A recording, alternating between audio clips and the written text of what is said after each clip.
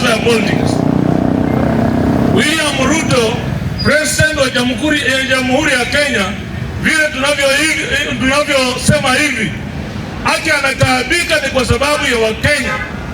Hamwezi kulaumu mtu kana kwamba alianguka kutoka juu na shetani akaanguka chini. Hata saa hii mtu akilala kwa kitanda na bibi yake, bibi amnyima, atasema William Samoei Ruto alikukataza. Yani huyu jamaa alizaliwa na shetani ama ni wa Mungu? Wewe ukipiga kelele ukisema maisha imepanda, mimi nikianza kutuma kama ningali mtoto mdogo, tulikuwa na 10 cents, tulikuwa na 5 cents, tukakuwa na sumuni.